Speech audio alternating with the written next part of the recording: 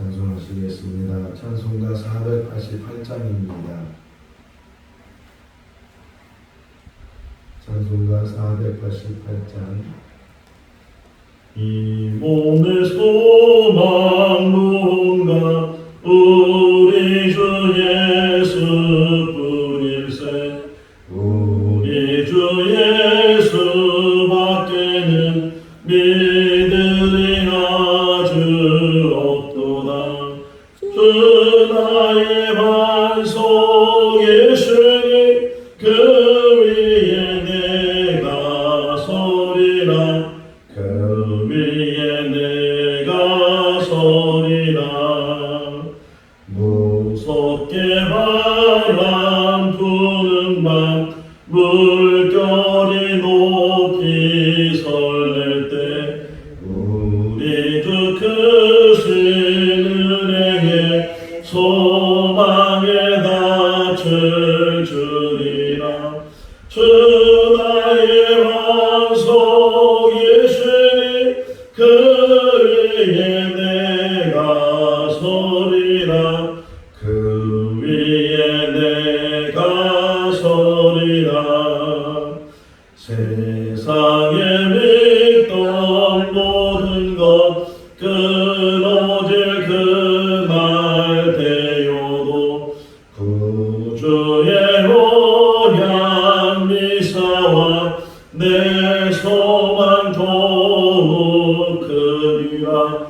주 나의 반석 예수님 그 위에 내가 서리라. 그 위에 내가 서리라. 바라던 천국 올라가 하나님 앞에 배울 때 구주의 이름 힘입어 어여지 바로 서리라. 주 나의 반석 예수님 그 위에 내가 서리라. 그 위에 내가 서리라. 창세기 35장 16절에서 29절 말씀까지입니다. 창세기 35장 16절에서 29절 말씀. 그들이 베델에서 길을 떠나 에브라스에 이르기까지 얼마간 거리를 둔 곳에서 라헬이 회상하게 되어 심히 고생하여 그가 난산을 지으매 산파가 그에게 이르되 두려워하지 말라. 지금 내가 또 등단하느니라 하니 그가 죽게 되어 그의 혼이 떠나려 할 때에 아들의 이름을 베논이라 불렀으나 그의 아버지는 그를 베냐민이라 불렀더라. 라헬이 죽음에 에브라곧 베들레헴 길에 장사되었고 야곱이 라헬의 묘에 비를 세웠더니 지금까지 라헬의 묘비라 일컫더라. 이스라엘이 다시 길을 떠나 에델 망대를 지나 장막을 쳤더라. 이스라엘이 그 땅에 거주할 때에 르우벤이 가서 그 아버지의 첫 비가와 동침함에 이스라엘이 이를 들었더라. 야곱의 아들은 12이라. 레아의 아들들은 야곱의 장자 르벤과 그 다음 시몬과 레위와 유다와 이스라엘과 스불론이요. 라헬의 아들들은 요셉과 베냐민이며 라헬의 여종 비라의 아들들은 단과 납달리요. 레아의 요종 실바의 아들들은 각각 아셀이니 이들은 야곱의 아들들이요 바다 아람에서 그에게 낳은 자더라. 야곱이 기럇 아르바에서 마므레로 가서 그의 아버지 이삭에게 이르렀으니 기럇 아르바는 곧 아브라함과 이삭이 거류하던 헤브론이더라. 이삭의 나이가 180세라. 이삭이 나이가 많고 늙어 기운이 다하매 죽어 자기 열조에게로 돌아가니 그의 아들 에서와 야곱이 그를 장사하였더라. 아멘. 할렐루야. 우리 지금 계속해서 야곱에 대한 말씀 묵상을 하고 있는데 야곱에 대한 말씀을 묵상하면서도 야곱만 이야기하는 것이 아니고 야곱 주변에 있는 사람들의 이야기도 같이 우리가 묵상을 하고 있습니다. 오늘 본문을 보게 되면 두 사람의 죽음에 대한 이야기를 같이 묵상을 하게 되는데 한 사람은 라헬이고 또 한 사람은 이삭. 이 두 사람의 죽음을 우리가 생각해 볼 때도 사람은 누구나 태어나면 다 죽음을 맞이하게 된다. 물론 예수님이 재림하시면 그때까지 살아있는 사람들은 죽지 않고 호련히 변화돼서 예수님을 영접하게 되겠지만 예수님이 오시기 전까지 사람들의 수명이 다하게 되면 죽음을 맞이하게 되고 우리들도 예외 없이 언젠가는 이 땅의 삶을 맞춰지게 되는데 이 말씀을 이 새벽에 일어나서 묵상하면서 특별히 이 라헬의 삶을 통해서 우리의 삶이 어떤 삶이 되어야 되는가.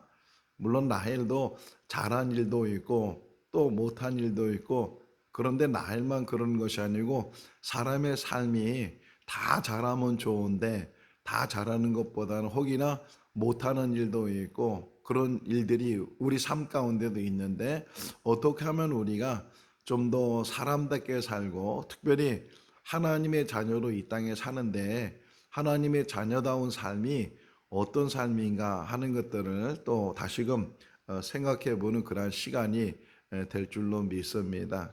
자, 야곱이 이제 형의 낯을 피해서 하란으로 라반의 집으로 가게 됐을 때 제일 처음 만난 사람이 라헬이죠.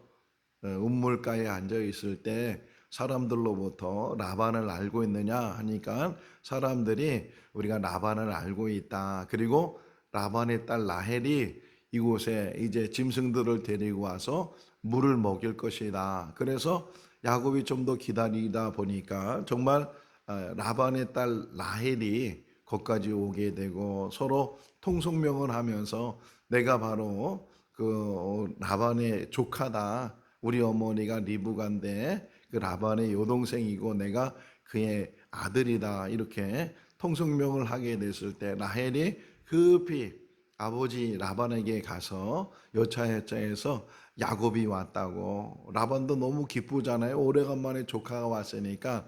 그래서 맞이하게 되고 영접하게 되고 이제 한 달 정도 이제 거기서 기거하면서 그냥 놀고 먹기가 나쁘니까 일을 하게 되는데 이렇게 보니까 뭐 일을 썩 잘하는 건 아니더라도 그래도 일손이 하나 더 들어왔으니까 라반에게는 얼마나 좋은 일인지 몰라요. 그래서 라반이 말하기를 품삯을 정하자. 그냥 네가 조카라고 해서 그냥 일해 주는 것보다는 내가 품삯을 주고서 너의 일을 받겠다. 이렇게 야곱에게 얘기하니까 야곱은 그때 벌써 라헬을 첫눈에 반한 여인이었다. 근데 거기 좀 설명이 하나가 들어가 있잖아요. 라반에게는 두 딸이 있는데 하나는 레아고 하나는 라헬인데 레아는 시력이 약했다. 또 라헬은 아리따웠다. 이렇게 표현하고 있어요. 그러니까 혹 둘이 비교된다면 라헬이 좀 더 미모가 있었고 또 외모의 미모에 반해서 야곱이 그러면 제가 삼촌 집에서 저 라헬을 위해서 제가 7년 동안 봉사를 하겠습니다. 그렇게 해서 이제 서로 약속을 해서 라헬을 아내로 얻기 위해서 7년 동안 일하게 되었어요. 그러면 라반이 조금 이제 배려를 해준다면 야곱에 대해서 배려를 해준다면 한 1년 정도 일하는 걸 보면서 네가 7년 동안 일을 한다고 했으니까 7년 동안 일을 하되 우리 라헬하고 먼저 가정을 이뤄라. 혹 이렇게 하면 더 좋지 않았을까 그런 생각을 갖게 되는데 어쨌든 7년 동안 라헬을 안 보낸 거예요. 그러니까 뭐 어떻게 보면 볼모에 라헬을 보내면 혹이나 일을 게을리하거나 태만하거나 그럴까봐 끝까지 그 7년 동안 일을 시키기 위해서 라헬을 보내지 않고 또 야곱 역시도 라헬을 아내로 얻기 위해서 최선을 다해서 6년 동안 열심히 했는데 그게 이제 1년 남았는데 혹 라헬을 안 주겠다고 못 주겠다고 혹 이게 틀어지게 되면 그것도 문제가 되니까 최선을 다해서 라헬을 아내로 얻기 위해서 최선을 다해서 7년 동안 일을 하게 되고 마침내 이제 7년이 돼서 이제 결혼을 하게 되잖아요. 근데 잔치가 베풀어지니까 뭐 거기에 뭐 포도주도 있었을 테고 이게 그러다 보니까 그냥 잠자리에 들어갔는데 자고 나 보니까 라헬이 아니고 레아가 들어와 있어요.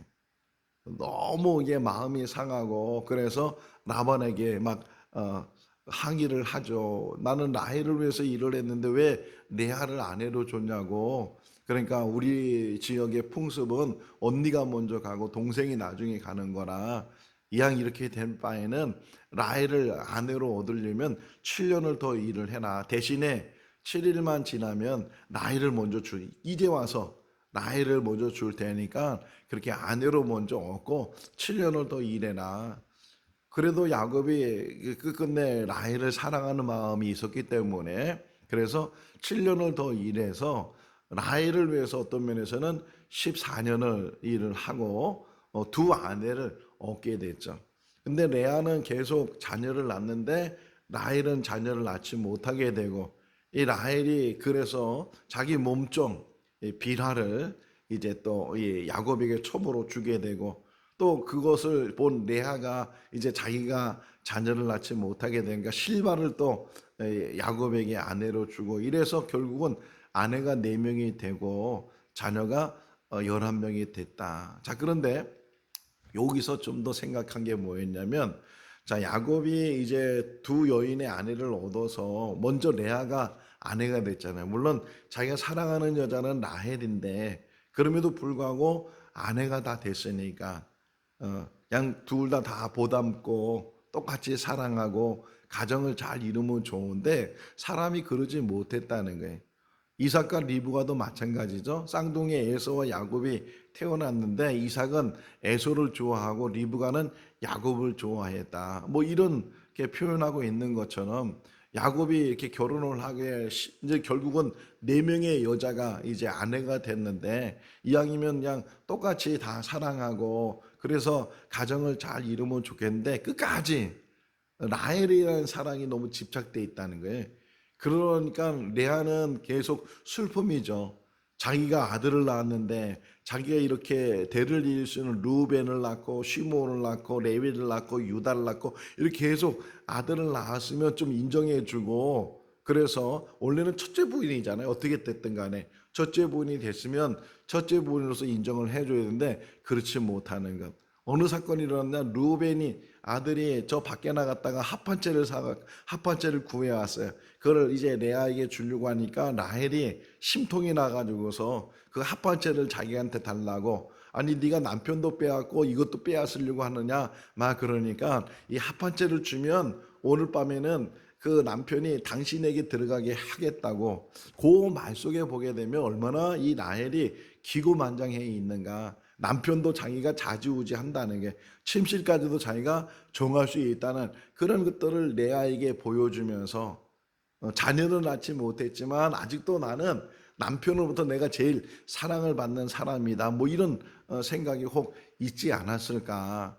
그러니까 어떤 면에서 라헬이 조금 더 생각해보고 이왕 이렇게 됐으니까 자기 언니도 남편의 아내가 되고 자기도 남편의 아내가 되고 심지어는 이 몸종들도 다 아내가 됐으니까 좀 화목을 이루고 서로 잘 화친하고 그러면 좋은데 그러지 못하고 경쟁하잖아요. 내가 언니를 이겼다 이래가지고서 몸종을 통해서 난 아들을 그런 이름을 붙이고 뭐 이렇게 하는 것들을 보게 되면 라헬도 어떤 면에서 물론 남편의 사랑을 받는 건 좋은데 그 사랑을 같이 나누고 같이 화합하고 같이 가정을 이루고 하면 참 좋았을 텐데 하는 그런 아쉬움이 남기고 또 이제 야곱이 많은 재산을 모아서 떠나게 될 때 거기에 또 하나의 사건이 일어나잖아요. 라헬이 아버지가 가지고 있는 르비딤을 이제 훔쳐가지고서 그래가지고서 가져나가는 그런 일들을 보면서 라헬의 어떤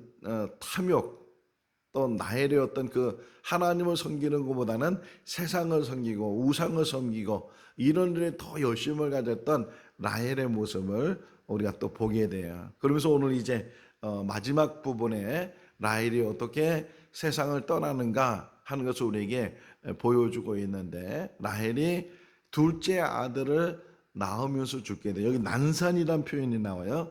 그가 난산하게 돼서 상고의 고통이 심할 뿐만 아니라 애를 낳으면서 죽게 되는, 옛날에 그런 일들이 많이 있었잖아요. 애 낳다가 죽게 돼서, 그래서 집에서 이제 애를 낳을 때는 항상 고무신을 다시 한번 보면서 내가 저 고무신을 다시 신을 수 있을까, 그런 생각으로 들어가서 애를 낳았다는 그런 이야기도 있는 것처럼, 어쨌든 이 열악한 환경 속에서 지금 자녀를 출산하는 가운데 길을 가다가 한 곳에 머물러서 이제 라헬이 아기를 낳게 됐는데, 아기가 출산하면서 이 라헬은 죽게 돼요. 죽으면서, 죽기 전에 이제 네가 아들을 낳았다 이렇게 전가를 들었을 때 그가 이름을 짓기를 베노미 이렇게 이름을 줬다는 거. 베노미, 슬픔의 아들이다. 내가 아들을 낳은데도 불구하고 그 아들을 안아보지도 못하고 그 아들을 키워보지도 못하고 나에게 이런 슬픔이 오는가. 그 마지막 라헬의 삶이 그렇게 이제 맞춰지게 되는데, 그런데 야곱은 정말 사랑했던 아내였잖아요. 사랑했던 여자였는데 애를 낳다가 죽게 됐어요.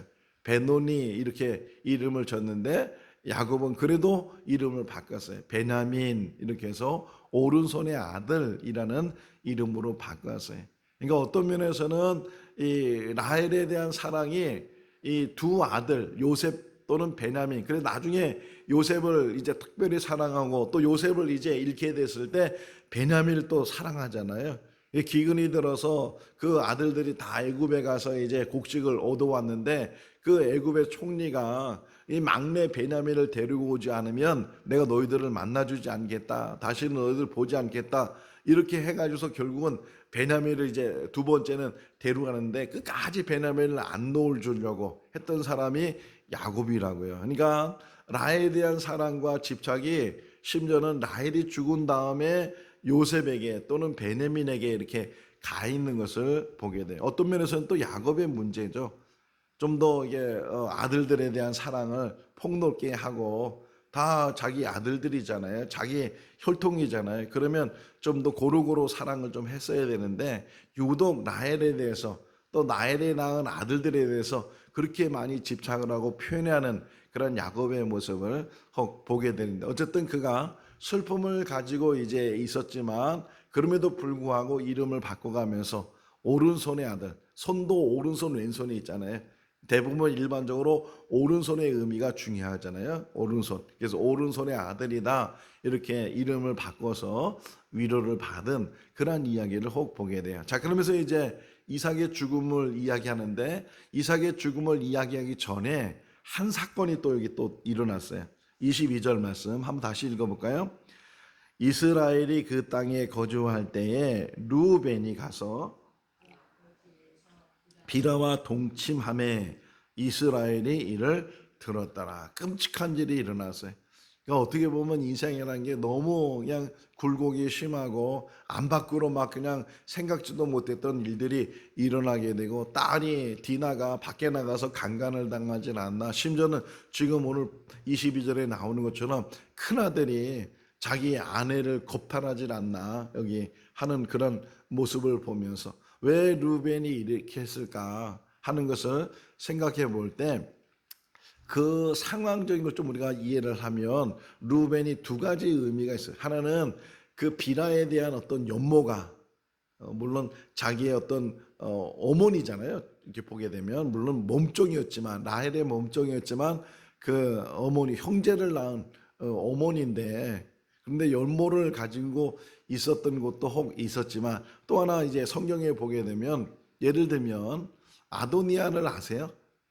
아도니아.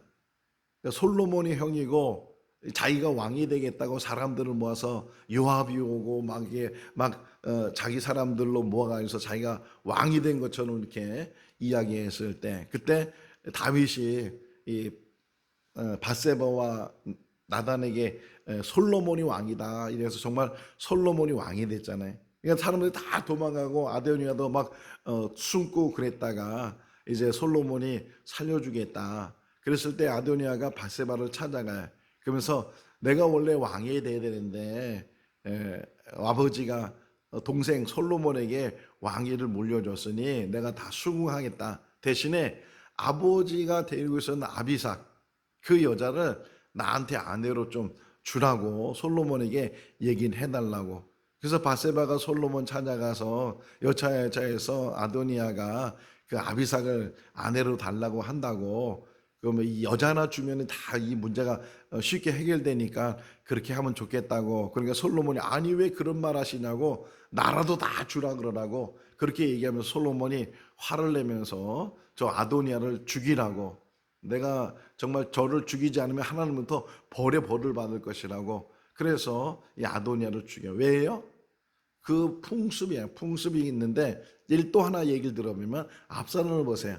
압살롬이 반역을 해서 이 다윗이 도망을 가요. 도망갔을 때 다 데리고 지 못하니까 가족들, 가까운 가족들만 데려가고 후궁이나 이런 사람들은 그냥 별궁에다 두고서 도망을 갔어요.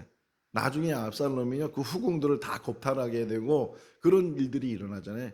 그게 어떤 면에서는 이 사회적으로 어떤 환경적으로 그냥 아버지라기보다는 왕이 가지고 있는 여자를 자기 것으로 만들면 그것이 후계가 되고 그것이 자기가 그 자리를 갖게 된다는 그런 의미들을 가지는 거예요. 어떤 면에서 루벤도 이렇게 물론 자기 친어머니 또는 정말 아버지가 사랑했던 그런 여인에 대해서는 할 수 있지만 이 비랄 여기 설명이 나오잖아요.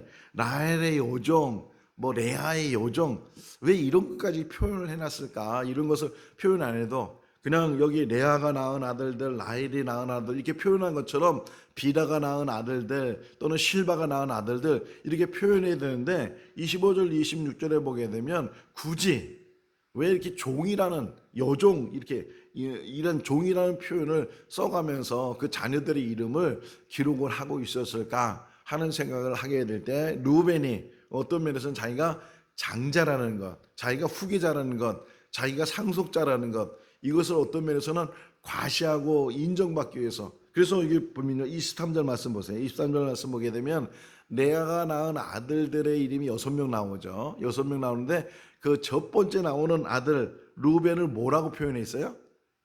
장자라고 표현해요. 맏아들 장자 루벤과 뭐 시므온과 레위와 유다 뭐 이렇게 표현하고 있는 것처럼 어떤 면에서는 그러니까 인생 속에서 사람의 삶 속에서 자기 계획을 막 세우는 거예요. 자기 계획을 세우고 이렇게 하면 내가 이런 계획을 다 이루게 됐다고 생각하는데 그런데도 불구하고 사람은 사람의 계획대로 이루어지지 않아요. 아무리 사람이 계획을 세운다 할지라도 그 일을 이루시는 분은 하나님이시다 이렇게 말하고 있는, 오히려 이 사건으로 인해서 그 장자의 명분, 장자의 권위를 잃어버리죠. 아예 창세기 49장에 야곱이 자기 자녀들을 위해서 기도할 때 다 그런 기도를 하잖아요. 여기 22절 다시 끝부분에 보게 되면 이스라엘이 이를 들었다나 몰래 한 것이 아니고 이제 이 일이 아버지 귀에도 들려지게 되고 아버지가 늘 그것을 품고 있잖아요. 또 역사가 설명해 주기를 결국은 그 루벤이 받아야 될 대를 이어야 될 그런 장자의 어떤 그 명분, 장자의 어떤 축복을 루벤 스스로 발로 차버리게 되고 그리고 나서 또 시므온과 레위도 마찬가지죠. 디나 사건 때문에 이들 역시도 하나님 대해 순종하지 않은 그런 모습 속에서 결국은 넷째 아들 유다가 뭐 유다라고 해서 뭐 아주 정직하거나 바르거나 완전하거나 그러지 않지만 결국은 유다가 그 대를 잇게 되고 유다의 후손 속에서 다윗의 후손 속에서 예수 그리스도가 계보가 그렇게 흘러가게 되는 그런 모습을 보게 돼. 원래 장자는 두 가지예요. 하나는 장자에게 주는 축복이 하나는 물질적인 2배. 그러니까 물질적인 2배는 요셉이 받아요. 그래서 요셉이 2지파를 얻게 되죠. 2지파를 얻게 되고 또 이 유다는 장자의 어떤 축복을 이 유다가 받게 돼서 그 계보가 유다를 통해서 계속 이어지고 있는 것을 우리가 보게 되는데 어쨌든 이 루벤의 잘못된 생각 어떻게 보면은 어떤 이 음욕 이런 것들 세상의 어떤 쾌락 세상의 어떤 즐거움 이 한순간의 그 즐거움 때문에 영원히 받을 수 있는 그런 축복의 통로를 잃어버리게 된다. 우리들도 항상 조심해야 될 것이 잠깐의 어떤 기쁨이나 잠깐의 어떤 쾌락이나 잠깐의 어떤 뭐 행복을 위해서 영원히 이제 받아야 될 그런 행복을 잃어버리는 그런 어리석음이 우리에게 없어야 된다. 오히려 고난 가운데 있다 할지라도 어려움 속에서도 끝까지 하나님 바라보고 믿음 안에서 우리가 흔들림이 없이 가야 되지, 어떤 유혹이나 미혹 속에서 빠져서 한다. 하와를 보세요. 잠깐의 그 미혹, 유혹 속에서 그 선악과 뭐 저것쯤이야, 저거 먹다가 죽이겠어? 혹 이런 생각 때문에 그 선악과를 먹은 것이 결국은 타락하게 되고 범죄하게 되고 에덴 동산에서 쫓겨나게 되는 일들이 참 많다. 우리가 우리 인생 속에서 마지막 부분을 참 조심해야 된다 하는 생각을 갖게 되고, 어쨌든 이제 야곱이 계속 길을 가서 여기 헤브론이라는 곳까지 갔죠. 27절에 헤브론까지 가서 아버지 이삭을 만나게 되고, 아버지가 얼마나 더 살았는지는 설명하고 있지 않지만 이삭이 180세 때에 이제 세상을 떠나게 되고, 이 이삭이 죽게 되니까 에서와 야곱이 아버지 장사를 지내게 됐다, 이렇게 표현을 해주고 있어요. 자, 이삭의 삶 속에서도 뭐 아브라함처럼 대단한 이야기가 있는 것도 아니고, 또 야곱처럼 이런 파란만장한 이야기가 있는 것도 아니고, 그냥 이삭이 40세에 장가를 가고 60세에 쌍둥이를 낳게 되고, 또 이제 에서에게만 축복하려고 했다가 결국은 이제 야곱이 또 도망가게 되고, 뭐 이런 사건들. 이삭도 마찬가지잖아요. 이왕이면 두 아들 불러다가 내가 이제 언제 죽을지 모르고 내가 잘 보이지도 않고 기력도 쇠하는데 내가 너희 두 아들을 내가 축복해 주겠다, 이렇게 불러다가 그냥 두 손 얹고, 뭐 에서에다가 오른손 얻든지 또 야곱에다 왼손 얻든지 그건 상관없이 그냥 똑같이 좀 축복을 해주면 얼마나 좋겠어요. 그럼 더 화목한 그런 가족이 됐을 텐데, 이삭이 유독 에서만 불러다가 막 귓속말을 하는 것처럼 막 별미를 만들어 갖고 와라, 그럼 내가 너한테 마음껏 축복해 주겠다.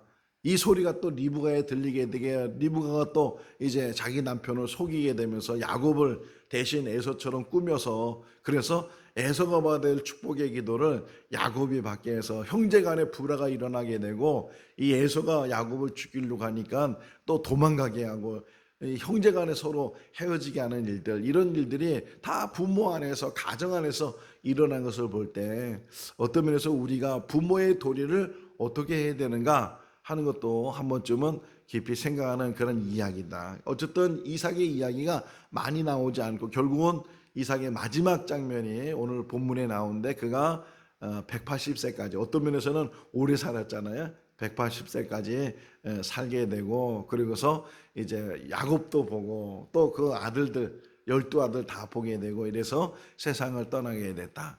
자, 하나만 결론적으로 말씀을 다시 묵상하면, 라헬이 마지막에 그래도 죽으면서 마지막에 해놓은 게 하나 있어요. 그게 뭐냐면, 예를 들면 퍼즐이 있는데, 퍼즐인데 12개의 조각이 있어요. 근데 12개의 조각이 딱 들어가야 완성된 퍼즐이 되는 것처럼, 이 라헬이 죽음 속에서 아들을 하나 더 낳았단 말이에요. 그게 이제 슬픔의 아들 베노니 이렇게 했는데, 이제 야곱은 베냐민 이렇게 이름을 바꿔놨어요. 오른손의 아들 이름을 바꿔놨는데, 그로 인해서 아들이 12이 됐어요.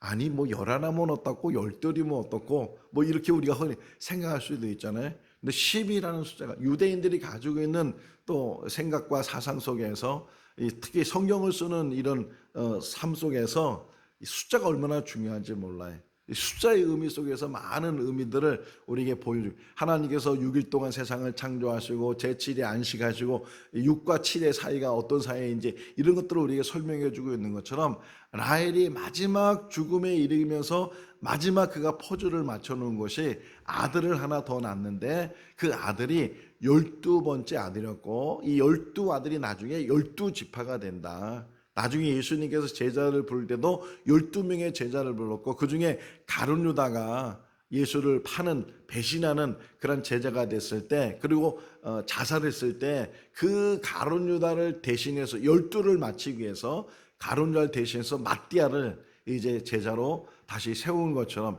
10이라는 숫자를 맞춰 놓은 것이 마지막 라헬이 했던 일이다 하는 걸 타고, 또 하나 라헬이 죽었는데 그 장소가 봐도 베들레헴이라는 거예요. 베들레헴. 그래서 슬픔이 일어났을 때 베들레헴에 대해서 예언되어 있는 그런 모습도 우리가 보게 되는데, 이 베들레헴 그냥 지나가는, 한 번 나오는 이야기잖아요. 지나가는 이야기인데 나중에 이제 500년이 지나고 이렇게 세월이 지나면서 베들레헴에 놀라운 하나의 사건이 일어나는데, 이새의 아들 중에 한 사람을 택해서 이스라엘 왕으로 세웠다. 그때부터 이제 베들레헴이 왜 중요한가를 또 보여주고 있고, 또 그러면서 예언되어 있는 것 중에 베들레헴에서 메시아가 난다는 그런 예언이 또 이제 구약에 기록이 되면서, 나사렛에 살고 있던 요셉과 마리아가 어떻게 그 먼 데서 베들레헴까지 오게 됐는지, 물론 로마 황제가 호족 정리를 하라고 해서 호족을 신고하라고 해서 거기를 갔지만, 그런 역사 속에서 이 나사렛에 있던 요셉과 마리아가 베들레헴에 가고, 베들레헴에 막 도착했을 때 막 이 진통이 와서 결국 거기서 아기를 낳게 되고, 그래서 거할 집이 없어서 마구간에, 구유에 누웠다는 말은 마구간의 의미를 가지고 있는데, 거기서 예수 그리스도가 탄생했는데 바로 그것이 베들레헴이었다, 이렇게 이야기를 하고 있어요. 그러니까 툭 던져놓은 이야기들, 툭 던져놓은 단어들이 쭉 역사를 보고 또 성경 전체를 쭉 보면서, 야, 이게 참 대단하다. 근데 제가 이제 결론이 뭐였냐면, 하나님이 대단하신 분이시다. 사람은 다 지나가잖아요. 우리는 10년 전 일도 기억 못하고, 뭐 어린 시절 기억도 못하고 다 지나가는, 또 죽고 나면 아무것도 남기도 않고 다 흔적도 없어지는 것이 인생인데, 그러나 하나님은 그런 인생 속에서 하나님의 뜻을 이루어간다. 분명한 사실은 하나님께서는 하나님 나라를 완성해 나가는 그런 과정 속에서 하나님의 사람들을 불렀고, 지금은 우리들을 불러서 그 하나님의 사역에 동역자로 세워주신 줄로 믿습니다. 우리가 대단한 사람이 아니고 또 대단한 일을 할 만한 사람은 아니지만, 작은 부분 속에서 그냥 보이지 않는 그런 삶 속에서라도 하나님의 뜻을 이루어가는 하나님의 사람으로 이 땅에 살고, 한 번 사는 인생 속에서 뭐 우리가 뭐 나라를 위한 뭐 어떤 기도를, 뭐 또는 민족을 위한 기도를, 뭐 세계를 구하는 기도를, 그런 기도를 할 수 없지만, 우리 한 사람이 먼저 바로 서 있고, 우리 가정이 바로 서 있고, 우리가 교회가 바로 서 있고, 내가 있는 이 진척이 바로 서 있고, 그러면서 늘 하나님 말씀 안에서 묵상하고, 또 하나님 말씀에 순종하고, 또 하나님 말씀을 이뤄가는 그러한 삶이 우리 삶이 될 수 있기를 주님의 이름으로 축원합니다. 기도하겠습니다. 사랑이 많으신 하나님 아버지, 사람이 이 땅에 태어나서 정하신 연한까지 살다가 다시금 하나님의 부르심을 받게 되면 세상의 모든 것 다 내려놓고 세상을 떠나게 됩니다. 우리도 예외 없이 그런 삶을 살게 됩니다. 하나님 아버지, 언제 우리를 부르실지 모르지만 하나님께서 우리를 부르시는 그날까지, 우리가 이 땅에 사는 그날 동안 어떻게 살아야 되는지, 무엇을 하며 살아야 되는지 우리를 붙들어 주시고 우리 자신을 늘 살필 수 있도록 은혜로 도와여 주시옵소서. 사람다운 삶을 살 수 있도록 도와주시고, 특별히 하나님의 자녀로 좋은 영향력을 주고 하나님의 뜻을 온전히 이룰 수 있는 그런 삶이 되게 하여 주시옵소서. 하늘의 밀이 죽지 아니하면 하늘 그대로 있고, 죽으면 많은 열매를 맺는 것처럼 많은 열매를 맺는 삶이 되게 하시고, 하나님 앞에 서게 될 때에 잘했다 칭찬 듣는 우리의 삶이 되게 하여 주시옵소서. 오늘도 주 안에서 복된 하루의 삶이 되게 하시기를 간절히 바라옵고, 예수 그리스도 이름으로 기도하옵나이다. 아멘. 마쳤습니다. 자유롭게 기도하시기 바랍니다.